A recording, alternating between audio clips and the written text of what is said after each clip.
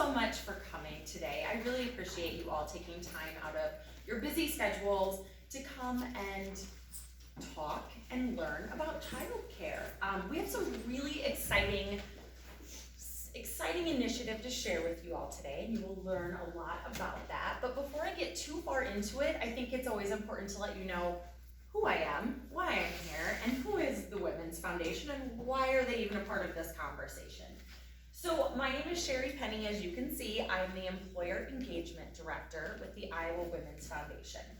My position is grant funded through the Iowa Economic Development Authority for 3 years to really work with businesses and communities to understand public-private partnerships in childcare and forming those sustainable solutions.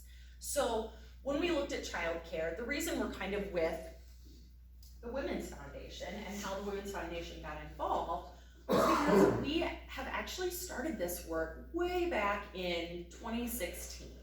They did a statewide tour and identified what were the economic barriers to women's self-sufficiency and women's success.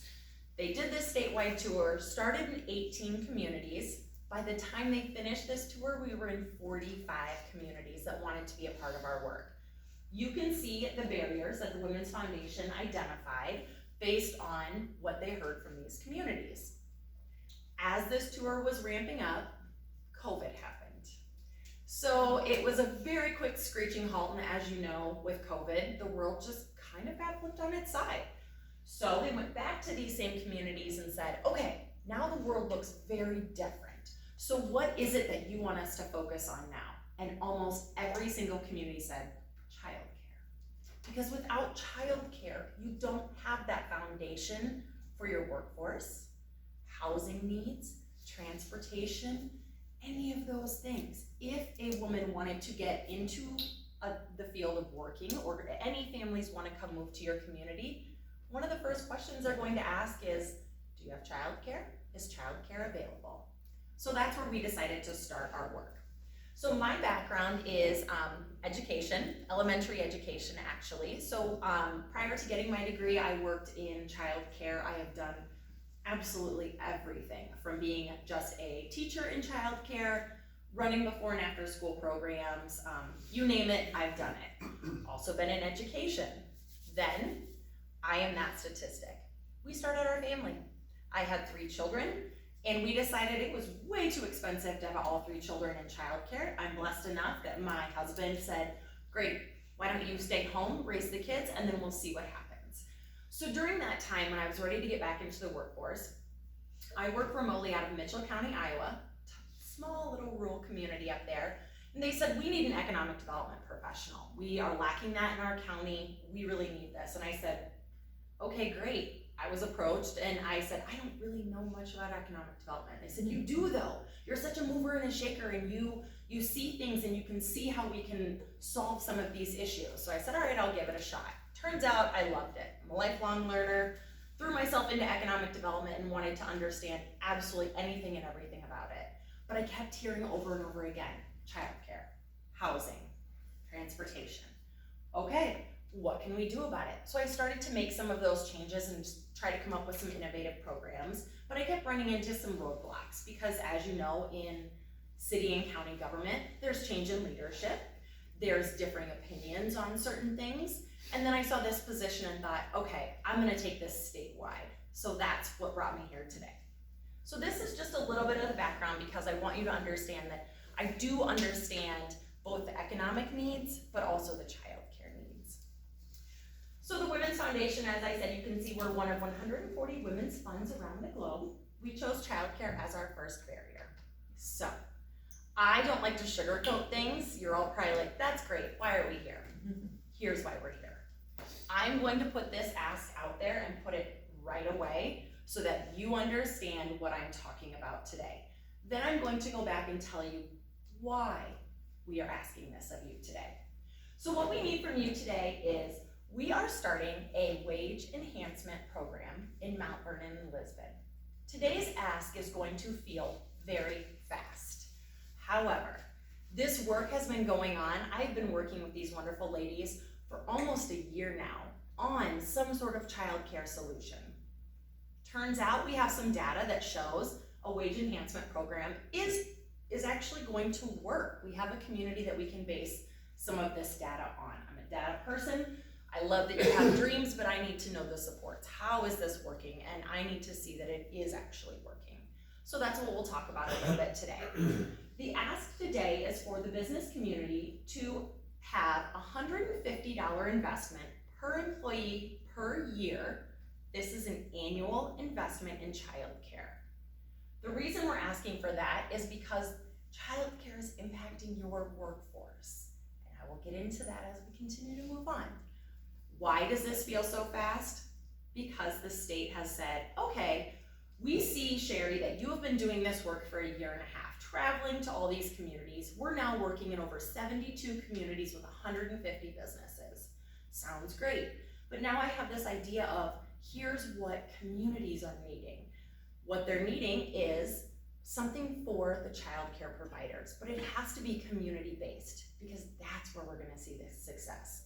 It cannot be a cookie cutter program that is going to come down from state or federal government because every community is different.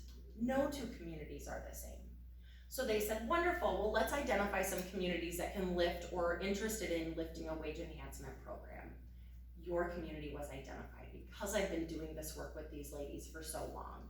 So there's a state match for every private investment until October 30th of this year, which is when contracts need to be signed. The state will match dollar for dollar. So now you know the ask. Let's talk about why we're here. The child care crisis in Iowa. Some of you may have heard some of these numbers before, but I think it's always important to talk about the state as a whole. So in the state of Iowa, only 76% of our households with children under the age of 6 have both parents or a parent working outside of the home. In Iowa, we've lost 28% of our child care businesses over the last 5 years and 56% in the last 10 years. You can see the number of children we have in Iowa, and at the Women's Foundation, we always like to go with that 0 to 12 age. Why? Because we believe that before and after school is such a crucial age and is so important. But when people think childcare, they typically think infants and toddlers. But that after school age, we're seeing kids in unsafe environments. We're seeing kids that still need that little extra something. So we always make our data go all the way from 0 to 12. We can tell all of this data comes from Child Care Resource and Referral. There's a shortfall of over 300,000 child care spaces in Iowa. Sounds alarming. It is alarming. But why? Why are we short? The answer seems to be, let's build more child care centers. So the Women's Foundation said, okay, but we need to dig deeper in this data and understand what is the actual need. Let's talk to these communities. Let's talk to the providers. Turns out, there is a shortfall of spaces all across the United States and all across Iowa. However, that is because our centers are sitting at capacity due to the staff that they have. They have very long wait lists, but if they were able to hire and retain more staff, they would be able to get children off of the waiting list, and we would see that number go down. So, this is a community issue. You need to understand that here's all of the communities that are working with us, and my marketing team always laughs and says, we can't keep adding dots because every day I have communities reaching out to be a part of our work. And being a part of our work only means that I'm able to help you, connect you with other communities doing similar projects or doing similar things in their community, because every community is different, but we all have that same need of childcare providers. So we always like to kind of show you that our work has now taken us to over 70 communities. I am currently working with over 150 businesses, and more importantly, I'm up to about 40 economic development professionals and or chambers, because this is an economic issue for communities. So, the business. We're relying on all of you. We have a very big ask for our business community today. So let's understand, why are we asking this of you? How is this impacting you? You need to understand, what is the return on the investment? What does this look like for us? So we did some more research and we found that childcare is a workforce issue. When they don't have access to childcare, they can't work, which is why our communities wanted us to focus on childcare as our first barrier. We know that childcare is reported as a top 3 reason for turnover. 85% of parents would leave their jobs for one with more family-friendly benefits, and that came directly from SHRM, which is an HR professional organization. 85% would leave for more family-friendly benefits. That's pretty alarming. Continuing on, we know that childcare challenges cause nearly 2 weeks of absences a year, probably even more than that if you really looked into that number. You can see how much this is costing our economy, an estimated, actually that number is almost up to $1 billion, and that's based on getting people to come and live here, put down roots here, paying property taxes, all of those kinds of things. And I think one thing that's the most important when a business says, that's great, we all need employees, we're all struggling for workforce. Absolutely you are. However, when you say that you can't afford to invest in childcare, keeping it open and available for your workforce, understand that 60% of an employee's salary is what's needed to find their direct replacement if they were to leave. 60% of the salary. So, the goal for businesses is always to hire quality people and retain them, keep them. So by offering some of these benefits, we're finding some of those success for those businesses. Also, please feel free to stop me at any point, because this is a lot of information at you, a lot of data. Don't be afraid to be like, hold on, I have a question on this, please. I encourage all sorts of questions and conversation. So, sounds great. Well, why don't we just continue to, what's the goal with providers? Why can't they just bring more money in? You know, we're already paying a lot of money for childcare. If any of you have families paying for childcare, you know you're paying a lot. Well, childcare has one revenue stream. That is what parents pay. That's it. So in order for them to increase worker wages, they have to increase that cost to parents. Okay, sounds like that makes perfect business sense, except that in Iowa, we are already paying, our parents are paying double the national rate of what is considered affordable. 7% is considered affordable for childcare expenses. In Iowa, we're paying 14%. That's why we're asking for public-private partnerships to sustain this. Because if that cost keeps getting higher for our parents, we're going to see more people leaving that workforce. Then, in turn, it's the chicken and the egg. Now our businesses are struggling to find that workforce. So, we know that we still need change. We know that when a business has some sort of childcare benefit, or when childcare is open and available in communities, employee absences decrease by up to 30%, and job turnover declines by as much as 60%. Most of all, we know that we need non-traditional hours. Some communities, maybe it is an on-site bill. They have no childcare. It's only in homes in some rural communities. That's again where every community is different. But the common theme we are seeing through this data is that everyone needs providers. So, why are we in a provider crisis? We all need workforce, but why is childcare continually talked about when it comes to the childcare workforce? Well, the average starting wage for Iowa childcare workers is $10.76 an hour. That's the third lowest paid profession behind locker room attendants and lifeguards. I love animals, love them. I have 2 dogs, we have outsourced cats. We are paying people more to care for our dogs and animals at doggy daycare, boarding them, than we pay our childcare workers. That's not saying anything negative about our pets. They deserve quality care too, but we're prioritizing that over our children and what our workers, people that are caring for our children during their most formative years, are making. Also, we don't want to see the quality suffer. So these childcare providers are required to have professional development, they're required to have schooling, and we want to keep all of those things in place because those are important. You want a quality childcare provider. However, to get those credentials costs money. Some are lucky that some providers are able to get student loans. things like that. But now they're going into debt to get the credentials to care for children, but then they're coming out of school and only making $10 an hour. It just doesn't seem to make sense. Lane County, you all are in a very unique niche where you are a wonderful, amazing small town community. However, you sit in this very large county. So I do want to always just say that Lynn County does have an average starting wage of $12.42 an hour. That's pretty high for childcare providers. You will see that in also in Des Moines, Iowa City, similar places like that. However, most people are sitting about $10, $11 an hour. Even at $12.42 an hour, that's roughly $24,000 a year. So you can see that 40% of our childcare workers rely on at least one public benefit and 30% utilize Medicaid. So without competitive and livable wages, childcare workers are forced to make a change. Over 21% of our workers making $12.50 an hour leave within the course of the first year, and 52% said that they would actually return to the field if there were better wages and benefits provided to them. Parents are paying an average of $222.19 for an infant in a licensed center in Lynn County. That's $10,000 a year for one infant. I had twins.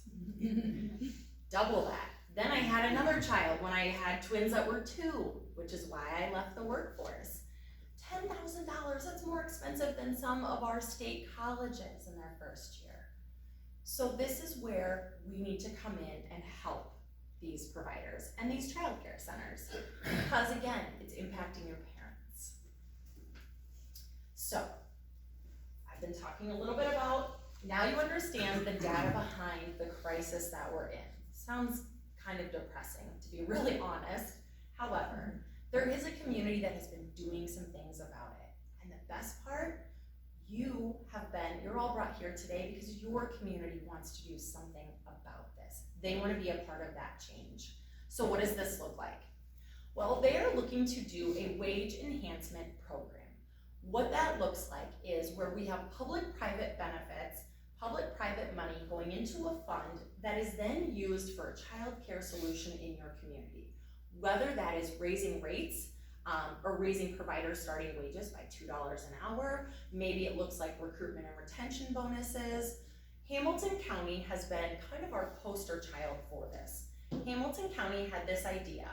They have 4 licensed centers in Hamilton County. It's just outside of Des Moines if you're not familiar with Hamilton County. 65% of their centers were sitting at or below licensed capacity. They are going into year 6 of their program. So this is a long time, 5 years worth of data that they've now collected. They had more than 125 licensed childcare slots sitting unused. And to address the need, their economic development professionals said, all right, let's set up some sort of public-private fund to offer recruitment and retention bonuses for childcare providers. So that's where this all started roughly 5 years ago. Fast track to today, Johnson County has modeled a program similar to Hamilton County's. They launched in March. Johnson County decided, because every community is different, that for them in Johnson County, they look very different than Hamilton County, which would be considered more of a rural county. You've got Webster City as their largest city. Johnson County said, well, we love this idea. However, for us, our need is that we want to increase provider wages by just a flat $2 an hour. And there's a program with criteria where your providers would apply. That criteria is set by your community members, by the people that are willing to take on this initiative and take on a wage enhancement program. So this is going to look, what is it going to look like? Well, that's up to you. I can give you the data and the resources talking about what other communities are doing, but I will be here to help you get those parameters in place, because it's so important that every community understand your need. How are you going to meet that need? Basically, how much money will be in that fund and how can we sustain this? Because that is the third piece. This is not a Band-Aid. This cannot be a one and done. This is an annual investment that we need from you. So here's some of the success that we have out of Hamilton County. With their recruitment and retention fund, they have raised over $710,000. You can see $200,000 in public funds and $400,000 in private funds. They've increased their center capacities by 150%. 3 of the 4 centers are now operating at 100% capacity, and that is licensed capacity. They've been able to hire, keep those workers, so they're able to get children off the waiting list. They've increased salary for staff by up to 36% by increasing those recruitment and retention bonuses. It averages out to about a $2.85 per hour increase for these providers in Hamilton County. When they started, they had $30,000 in the pot. Now they're up to $710,000. Why? Because businesses have seen the impact that it has. When you have workers, when you have a full center, their workforce understands that now we have a place to put our children at work every day. This is my favorite. As of July, over 100 additional children were able to enroll in Hamilton County centers due to the recruitment and retention bonuses and due to increased wages. And that is why we're here today. And that is why these communities that I have worked with, there are 12 communities total, and that includes Johnson and Hamilton County, that have been identified as interested in starting a wage enhancement program or some sort of child care solution. I won't bore you with this long testimonial, but I think that it's always important because that's usually the first thing I get asked. Let me hear from a business leader. Let me hear why this is important. Let me hear what they have invested in this. So we do have that available, and I'm happy to, this can also be shared out as well afterwards. I have a PDF of this presentation that you are welcome to have as well. So here's a little bit more about our proposal. So Mount Vernon-Lisbon is looking to start the wage enhancement program. The goals: to keep childcare open and available, to create a sustainable solution, keep the control local.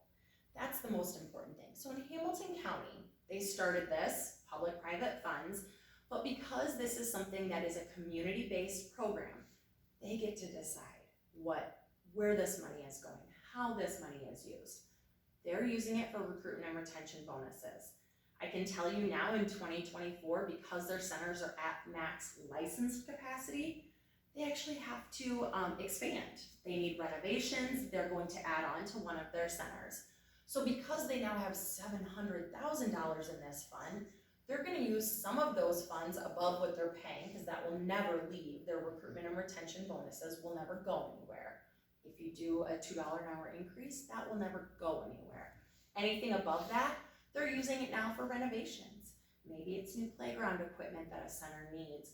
Maybe it is helping pay for some professional development for their staff. Phase 3 for Hamilton County, they want to use any excess money to pay insurance premiums for childcare providers. So now not only are they making $2.85 more an hour, but now their hope is that they can use some of this money to pay insurance benefits down. That's the beauty of these programs, is that you get to set those parameters. You get to set what is best for your community and what's best for your providers by talking to them. You also get to understand how city and local leaders, county leaders, we need your investments as well, because this is economic recovery in childcare. Before you can move on to any other barrier, you have to have a solid foundation in that childcare center. Potentially looking at increasing it by $2, or increasing wages by $2 an hour. And then the community investment, again, governmental, business, philanthropists, and grants. The Mount Vernon-Lisbon Child Care Solutions team will continue to work on additional long-term solutions. So the ask today is fast. There are pledge forms in the back for individuals and for businesses that are looking to invest in this. We ask that you take this very seriously and very quickly, because any investments that we get prior to October 30th of this year, nothing like a fast timeline, huh? Will be matched for those $1-for-$1 by the state. There are only 12 communities. Hamilton and Johnson are included. So there are 10 other communities that are looking to do this same program, that are eligible for these dollars. This is not going to be open for everyone. This is something that only these 10 identified communities, these communities were identified because they have been doing the work for so much time prior. It's not something they just dreamed up last month. The fast is because all of a sudden the state says, great, here's some money. But they're ARPA funds. So those funds have to be spent by September 30th of 2024. You'll have roughly 11 months to spend the match. They will only match private investments, private businesses and private citizen investments. City and county dollars are not eligible for the match.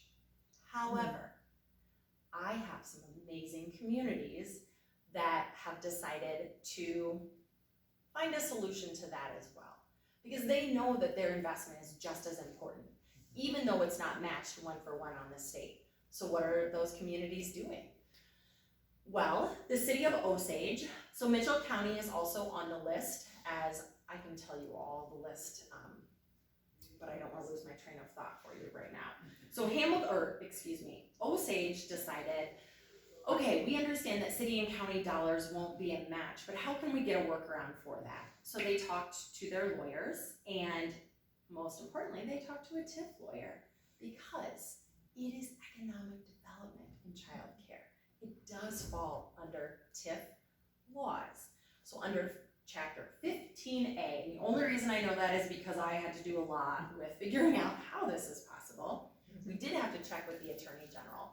The city of Osage is deciding to use TIF funds to match private investments. Up to $10,000 for private investment, they will match. So if I'm company X and I say, all right, I'm willing to invest $10,000 annually into this fund, this one time Osage said, all right, we will match that. So now company X has $20,000 to pledge. The state does not care where that extra money comes from, as long as it's company X investing. Over to another community, Howard County has said, well, we don't really have city funds that we can tap into. We're not really interested in going down the TIF route. I understand that TIF can also be kind of a four-letter word in some communities. So what they're doing is they looked at the county, and the county supervisor said, well, we have some lost local option sales tax. Let's look at utilizing those. So Howard County said, we love what they're doing over there in Osage. We want to be just as great. So we're going to take county dollars and match private and private business investments as well, using local option sales tax dollars.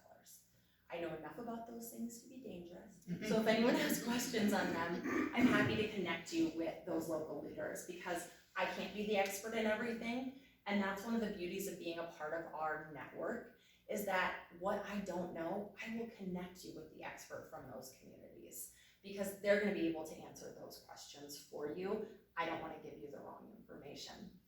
So we're starting to see where a lot of communities are coming together because they get it.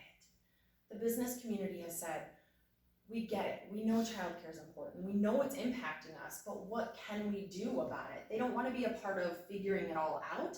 They just want a solution. So that's why we're here today. We do have a solution, and we do have an ask. And whether or not you can get into those funds in such a short time frame, we understand there's some big decisions that need to be made from private businesses, but we also know that if it's possible, great, we can get some of those dollars matched by the state. If not, we're still not going anywhere. We're still going to be coming to you. This was going to happen regardless of state dollars. However, would we have rolled it out a little differently? Absolutely. Would we have gone to cities and county leaders to probably invest a little bit first, talking to private citizens, and then having a business ask? But there's state dollars available. And if you don't use them here, another community will. The state is looking at collecting all of this data, and I like to look at it as you get to be a part of a pilot program. Nobody wants to be the first. That's scary. Absolutely it is. But you're not alone. 2 communities have already launched this program. They're going to continue to use these funds. And there are 9 other communities that are doing the exact same thing that you all are trying to do here. Right now, I've been traveling to every community, all 10 communities, doing the same ask to the business community and local citizens.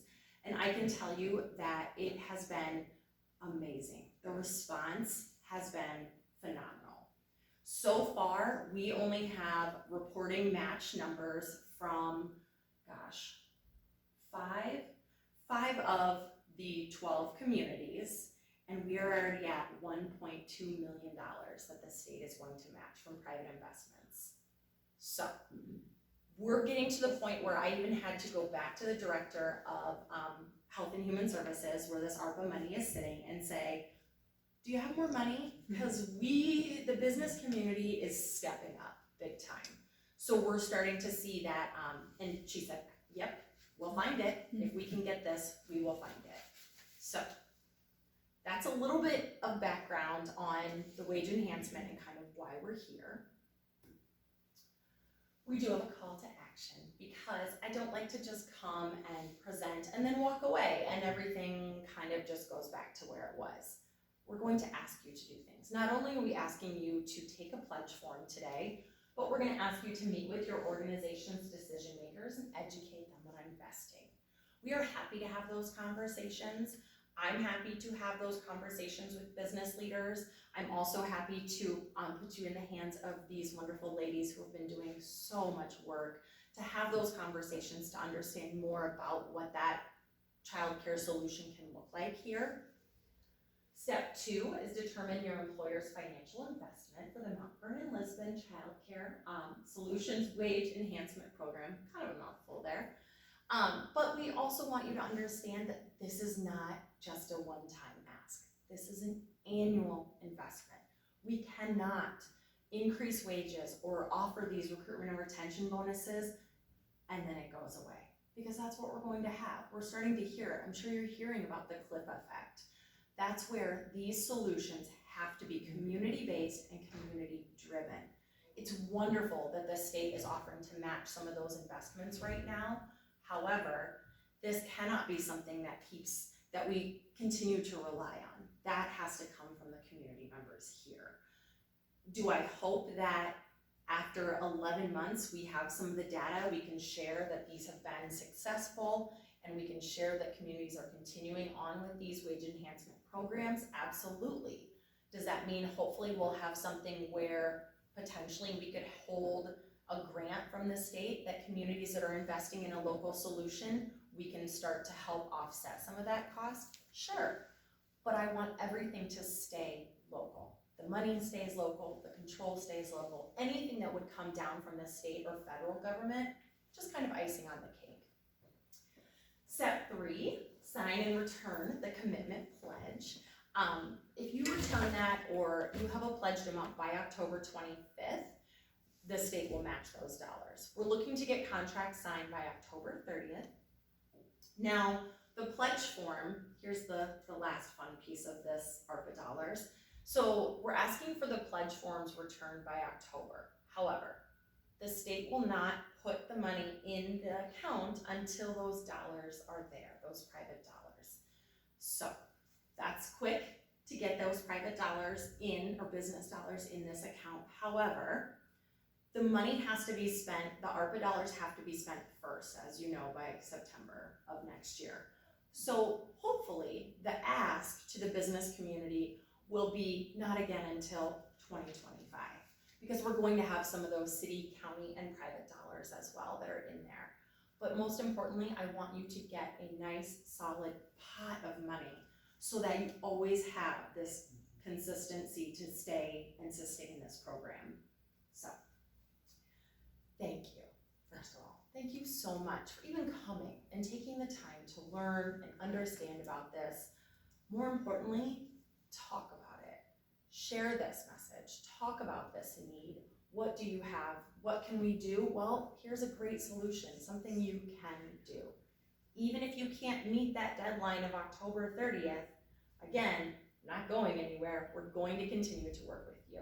And part of the requirements for receiving these ARPA dollars is that you work very closely with the Women's Foundation. Again, I'm grant funded, so all of this comes to you at no additional cost. I will come, I will provide resources, I will help your community members understand the ask to them.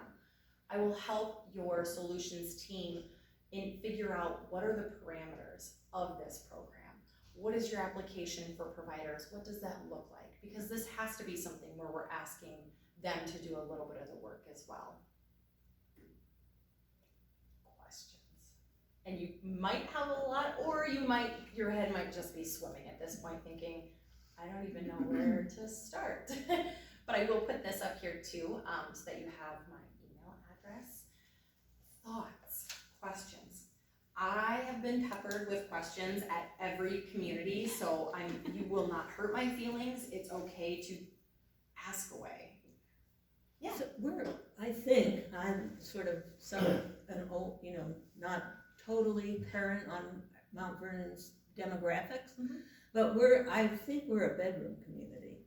So I was trying to think about your Hamilton County that you said is, I feel like all the 710,000 came from businesses in Hamilton County. And of course, Johnson County, we are all familiar, but I don't know how many, Tom might know, how many people in Mount Vernon really don't work at a Mount Vernon business. Like I worked for 30 years in Cedar Rapids, as did Chris. So how does that $150 per employee per year equate for a community like Mount Vernon-Lisbon, where we don't, many of our citizens don't work where we live? Sure, that's a really great point. So one thing I would encourage you to do is, business leaders, start talking to your employees. Find out, we have surveys that you can have. Find out where are they taking their children, so that you can understand, are they keeping their kids here in Mount Vernon and Lisbon and then going to work someplace else, and vice versa. So then at the same time, if you start talking to local citizens as well and saying, okay, well, I know that you work in Rockwell Collins and Cedar Rapids.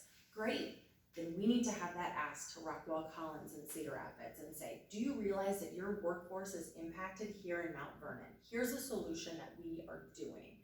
One thing we're starting to see is that a lot of our communities, rural communities especially, are a little bit of a bedroom community. They may have a couple industries, they may have some businesses, but they, most of their employees are going out. The businesses are not necessarily in those communities. So we're seeing that they are saying, we understand that our workforce is impacted all across the state, but we know that if there's a portion of our workforce that is impacted in Mount Vernon-Lisbon, we can give X amount of dollars. So the $150 ask is just what has been coming from. So the reason that ask is, where that ask came from, I guess, is Hamilton County has said they started with $100 per year per employee. Business community said, okay, great. Now, after 5 years, we know inflation, they have upped that ask to $150. Same with Johnson County. However, Johnson County has the University of Iowa. The University of Iowa said, we love that, but we have like 40,000 employees. There's no way we can give to that. And what I say to them is, absolutely. We don't expect you to have to give to that. This is just our ask. Maybe it looks like you can give $5,000 a year, because it's not a one-for-one return on the investment. You're not purchasing slots. You're not necessarily getting anything by investing in this, except that your workforce is able to stay open and available. The other thing I say is that it doesn't just have to come from business asks. The business ask today is because there's those state dollars to match. However, private citizens, our city dollars, county dollars, foundations, once you start to talk about it and share that there's a solution, it's been amazing what has happened and what is coming out of the woodwork. We've had some communities where they didn't have a business. Gosh, I think their largest business was like the school district, and the school said, that's great, but we can't invest general fund dollars into this. No, you're right, you can't. But what it did do is open up their eyes and start talking about a solution. Turns out there were a couple citizens that don't have children, understood they're at the retirement age, understand how important it is for their community to continue to thrive, to bring people to their community, even though they didn't have children. They thought, okay, you know what? We know that this is important for our community and to make us not be a dying county. This is a very rural community. So they have decided to leave an endowment. And they had no idea that there was anything for them to do without talking about it. So my point to that is that you never know. Maybe it feels like you don't have a lot of businesses. Maybe it feels like this is kind of an impossible ask, but you don't know unless you try.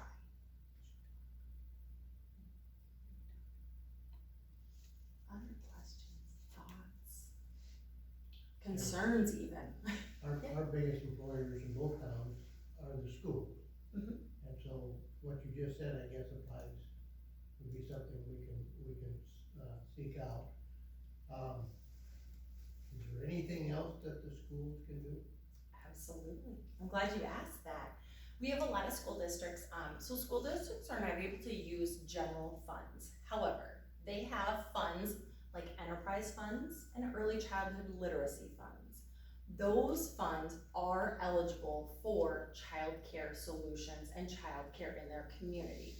Because enterprise funds come from, it's a pot of money that anytime you go to a sporting event or you have anything that they charge a fee for at the school, that's what that money is for. So it's not coming off your tax base. And so a lot of school districts are utilizing enterprise funds to help pay for the director's salary of a child care center, because now you have this holistic birth to 5 all the way through 12th grade. So we do see school districts utilizing funds in that way. The other way we see districts helping is by offering meals. So maybe they can't invest, they don't want to get into the weeds where they're looking at using fund money for this. So instead what they're doing is offering meals to child care centers. That eliminates the cost of a full-time cook if that's becoming an issue for providers. So they're offering the meals and shuttling them into the centers. And then what's happening is they're able to turn those numbers into the state for their free and reduced meal programs. So it's a win-win for both the school and for the child care center. Thank you. Yeah, great question. Yes. So what are community colleges and other colleges that they're already constrained financially at this moment? What are they able to do? Absolutely. So a lot of our community colleges are working on project-based learning. So they're working on utilizing some ECE, early childhood educators, or elementary educators, and figuring out ways that they can have them working in these centers and also receiving college credit for that. We're also seeing that in some of the school districts. High schools, for example, are putting, children during study halls, things like that. They're actually utilizing, giving them credit to go and work at centers during this off time that they have or downtime from the schools. So we're seeing a lot of that kind of helping get that workforce into the field as well. I appreciated so I work in the Lisbon school district. I'm the superintendent there. Oh, wonderful. And we have an early childhood center, which you are familiar with, I think. I appreciated your comment on, when we talk about raising those wages. I do think sometimes people kind of oversimplify what that looks like, because in a school entity, when I say we're gonna raise it $1 an hour, $1.50 an hour, it still has to be sustainable over time. So even though we might have had some enhancement things in the past that kind of got us out of COVID and out of the red, etc., the reality is you have to be really cautious about those decisions, because you're trying to honor the longevity pay, so to speak, and retention. But then there's this awesome responsibility to say, if we raise it this year, arguably everybody needs a raise from year to year. Can we sustain this over time? And I have to add to that, Yeah. you're not adding $1 an hour, you're adding $1.15 or $1.25 an hour by the time you pay Social Security, Medicare, workers' comp. So, yes. Yeah, So- and for us too, we do take care of insurance, which is pretty profound, Yeah. right? So I always added $1.20 and Sure. 25% whenever I figured out how much someone was going to be paid. No, I appreciate that, and I think, because it's this, right, we don't wanna increase so that parents feel like, oh, this is just getting too far reaching for me to afford, and yet we wanna show value for the people we employ. And so that's just kind of a tug all the time, to be honest. So I appreciate that you bring that out, cause different than a business, we don't really have that great bottom line feel, or if we sell more, then they're more. Exactly. So that's why, you know, we're all really passionate about this issue, because we've had a lot of internal conversations about how do we show value for current employees, because to be honest, when you have people that are trained, families know them, they add in positive ways the culture, that's so much easier and better than maybe hiring out the street of somebody that doesn't really feel passionate, they're just looking for a job, because we want the best for our kids. Yeah. And so it's just been interesting to try to navigate those problems, and sometimes it's a hamster wheel, to be honest. Oh, absolutely. So this provides hope in that there's a ton of work to be done, but behind the scenes, there's so much that goes into it, joy and angst, I guess, with the whole process on behalf of our community. So I appreciate this conversation. Oh, yeah, well, thank you. And I think what our school districts are starting to really step up to the plate and understand is that something they've known all along is that childcare is really the feeder system into their school districts. And now we know that public education is competitive. We know, there's been a lot of changes. It's a competitive market now. So the more we can have childcare, when people come into your community and put down those roots, they're going to stay in your community. Because the thought of just me and my husband picking up and moving somewhere, I work remotely, easy, doesn't really seem that taxing. The thought of moving my 3 children who have friends, who are in sports, who know their community, is just too much to even bear, where we wouldn't move. We've put down our roots in our community. So if that change is gonna happen, it would never be until our children are outside of school. So our school districts understand it. And one thing that's been great is that the governor has started a new early childhood advisory council, where it's all the department heads from workforce development, health and human services, Iowa economic development, the Department of Education, and me. Somehow I've been asked to sit on this, which I am so grateful for, but I'm not a state leader in the sense of, I don't have some of those red tape things, so I'm able to just say, I get the best job. I get to go into communities and say, here's what they're saying, here's where their issues are, how do we help them solve this? And what's been really interesting is that all the communities around the state have come together. So with this program and with how it would look and be modeled is very similar to what Hamilton and Johnson County are doing, because they're sharing all of their resources. Johnson County and Hamilton County have shared pledge forms, along with now these other 10 communities are coming together, working together, and they will continue to do that because they're our pilot communities. But they're sharing what their rubric looks like, what the application for providers look like, what the surveys look like. So these ladies aren't gonna have to recreate the wheel. They have a great model coming in and they can tweak it and make it their own. One thing that other communities have brought up is that because it's not a one-to-one return on the investment for businesses, well, besides, yes, we know that it's going to keep childcare open for their workforce, but what else can they get out of it? Well, some communities are advocating that if businesses give at a certain level, let's just say it's $10,000 annually, they receive the rights to have their employees be first off of a waiting list when and if the child care has staff to open up rooms and get kids off the waiting list. Those employees would get first rights. We're also seeing something that was brought up in another community last week that I thought was excellent is the business leaders said, okay, we know that there's been work getting these solutions started, but we kind of want a say in where this is going and how we're gonna sustain it. So I'm like, that's a really great point. So any businesses that are investing, I don't wanna speak for these ladies, but I can almost tell you that they would appreciate the help and support. So if a business is willing to invest, please have one of your business employees sit on that coalition or help. Because these ladies are doing this out of the goodness of their hearts. They're volunteering so much time and energy into this because they believe in it. But that's something that other communities that I didn't really think of, and it's been great. We're seeing a lot more help there's nothing saying you can't have a coalition of 25 people if you want. This is your program, you get to model that. So have a say in what the parameters look like. How this is it going to be for all licensed providers? Is it going to be for in-home providers? Other communities are saying, we are asking that it's licensed and regulated. That can be in-home or center providers. But some communities are very rural and they say, that's great, but all of our in-home providers aren't licensed and regulated because it's expensive. So what they're saying is, great, out of these solution funds, if there's enough money left over, let's incentivize them getting licensed, and this solutions fund can cover those costs.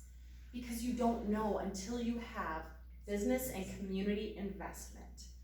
Then we're gonna work together to figure out, okay, here's what that need is. Maybe you only have $10,000 this first year. Great, it's $10,000 more than you had. Let's look at how we can keep this sustainable. Maybe right now it just means that we have more work to do to be able to do recruitment and retention bonuses. But with that $10,000, centers have an immediate need for playground equipment, or they need something fixed, or who knows, but you are able to keep that control and decide the parameters of the fund.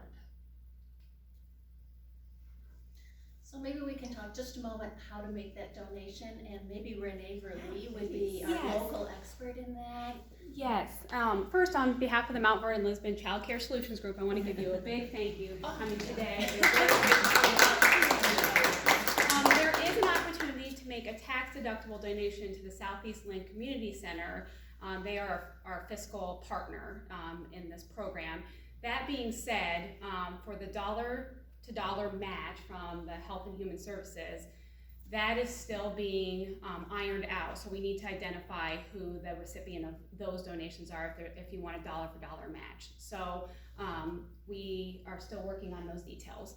And then I would encourage, until that's identified, that everyone take some pledge forms, and that would secure that dollar-for-dollar match. And we'll take those pledges, and then we can figure out the fiscal agent for this wage enhancement program. So I also want to say that I am confident that our community is going to meet this challenge and support this initiative, and that will make big changes. I look forward to seeing what this looks like in 5 years. I think our community members will get behind this, and we'll see a big impact. So thank you everyone for being here. I appreciate it. Is the slide deck available online? We are going to get that available on our Facebook page. Yeah. So that's our plan. Okay. Yes, And and the we can send out you just slides. need the pledges by, We need the pledges by October 25th. Mhm. just the pledge. Yes. So we do have pledge forms, and we appreciate your help in getting those passed along. So thank you. Even if it's just taking them and saying, gosh, this is a great idea, you should look into this. Take a few extra, pass them out to businesses, even your local Main Street. You have beautiful Main Street, downtown area. That's the beauty of these programs, even a local, I would say a local floral shop, because it reminds me of my hometown, where it's just a husband and wife that run the local floral shop, and they're like, you know what, we would love to give $150 per year to keep childcare open and available. And that's where we're starting to see citizens really stepping up and saying, I'll invest $100 annually, I give to other things. This is a great example of how I can give. One more question. So people can do any tax deductible, like if they have one of those family foundations, or from if you're over 75 or whatever, from your IRA. Yes. And so, Yes, thanks for they can clarifying. sign the pledge, and then the money can come from not necessarily their regular checkbook, but. Correct. So there is an opportunity to make a tax-deductible donation or a qualified charitable donation from an IRA, for example. However, for the match part of that, we need to confirm the recipient of those funds. And so Southeast Lynn Community Center might not be the recipient for that. So we are still ironing out those details. Right. But that, yes. when they sign the pledge, they can know that Yes. they can use those funds. That's correct, yes. The pledge will guarantee the match. And then shortly after, we'll hopefully receive the funds. So Yeah, and they'll release those funds once they're in the account. So I have other communities that are saying, okay, we have businesses that said they'll pledge this amount. However, we won't have those funds until December or January After 1. Christmas, yeah. Yeah. Okay, well, that just means you have now only 9 months to spend those ARPA dollars. So just making sure that that match is something you can spend in 9 months. It's not going to be an issue. But just know that the sooner the funds are in the account, the sooner the state can release the match, but correct.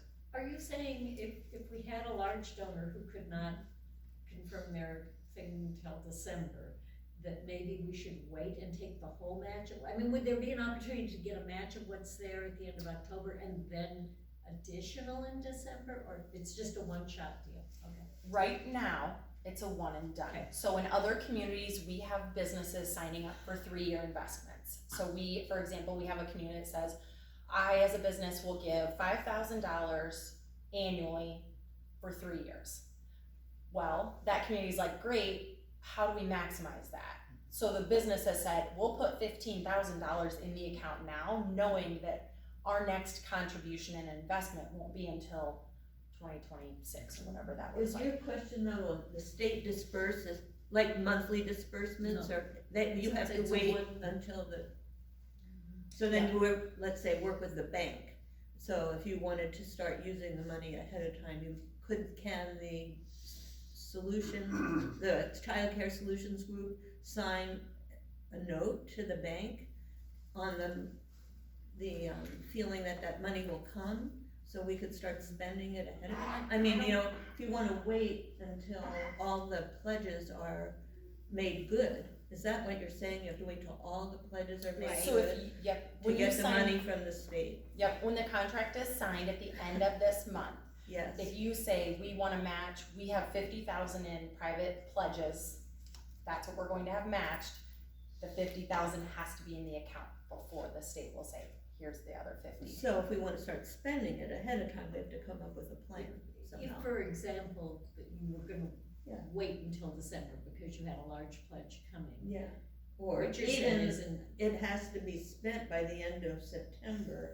I'm Only just the thinking about ARPA autumn dollars. and the Lisbon schools, Right. maybe the Mount Vernon schools, but, she really wants to increase her workforce right now. But we wanna maximize the money. if So there's, is there, so what I'm thinking is, I know we're not a corporation, and I think did Nicole leave, but Southeast Lynn is, or the Community Development Group, I'm just putting this through in my head. Like we have lots of banks that are very community supportive, we have the pledges, we have Autumn and Mount Vernon schools who need to spend the money now, but we wanna maximize the money from the state. So I'm thinking about signing like a note, so would the interest on that be eligible, you know, and so that we can start enhancing the workforce now, rather than, and enhancing how much money we got.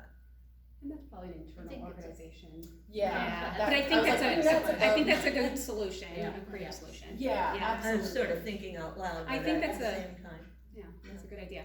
I think, for everybody in the room, this is, I mean, we've only known, the group of us who've been working, we've only known about Yes. this for Maybe 4 3 weeks? I don't know, it's been Yeah. a very quick turnaround, so there are a lot of pieces that we're working on sorting out, just, you know, have faith, we'll get Mentally. there, you Yeah. know. And I consciously, so part of them receiving the funds is the Women's Foundation, my role, signing off, saying, yes, I'm working with them, yes, I feel confident they have a sustainable plan. I'm not going to do that until I've worked with you and you have a sustainable plan. So just know that this is not, we're not just shooting things in the dark. Right. There's a very set, it feels very fast because of these ARPA dollars coming through, but this is not a fast program. This is going to be long-term. And we really appreciate your role and your expertise in guiding us, and that's been absolutely invaluable, so just wanna publicly say how much Oh, we well, thank appreciate you. it. And to that point as well, the ARPA dollars are the only thing that have to be spent by September. So if you say to the state, we can match 50,000, The state's 50,000 have to be spent first. Beyond that though, I want you to have a really solid, even after October 30th, okay? Contracts are signed, you have your match. We're still going to continue to push this out, raise, because I still want to see funds coming into that account. You're using those ARPA dollars first, that's great, but we need to see annual investments sitting in this fund so that we can continue to keep it going. This question may be irrelevant, but I feel like you know what you're talking about.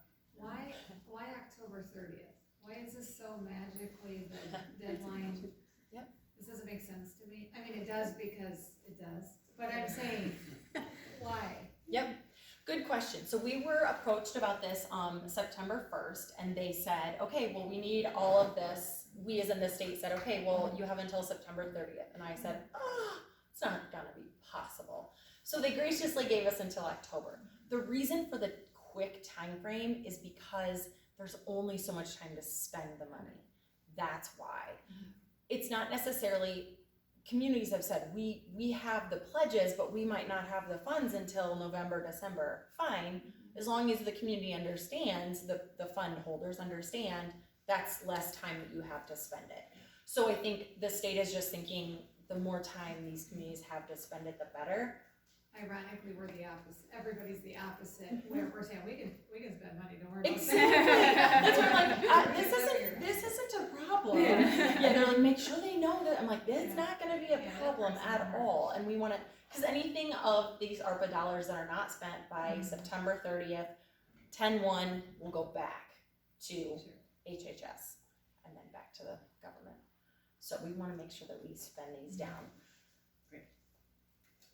Thank you. Yeah. Your council has determined that TIF dollars cannot be used as a direct match to ARPA dollars, Correct. but it can be used as a match of privately raised community dollars, whether it's from private or public or whatever. Yep. So it can be used for that. Yep. So a business on Main Street gives 5,000, the city gives 5,000 of TIF money to that business. So then what it looks like to HHS, when the contract is signed, it's Main Street business, $10,000. Community X, whatever. Yep, absolutely. And I that's part of our have, sustainable plan. exactly, Okay. because even after this, there will be an ask to city, county leaders. There is still going to be that ask. 5,000 a year. Right now, we're just From TIF. focusing, on business. And if the community is able to incentivize businesses giving right now and matching that, even better. And that's why some of these communities have done this urgently. I do have the resolution that was passed in Osage and the plan. I'm happy to send that. I can send that on to you too, because I have that all outlined. The city has a plan for 10 years and an amount, and it's been out there for a year, and it's withstood one budget process where it hasn't been tapped for something else. Sure. And so it's still pretty solidly set aside for that and won't be borrowed from. So Yeah. I think that's, so there was a resolution to get that to happen. Yeah. already. And Marion County, which is Knoxville, has said, that's great, but the city of Knoxville wants to give, but they would rather not incentivize the businesses to get that matched, because they want it to look like, here's what the city has done for our investment, even though you can still show that. Every community is very different. I have learned every community is different.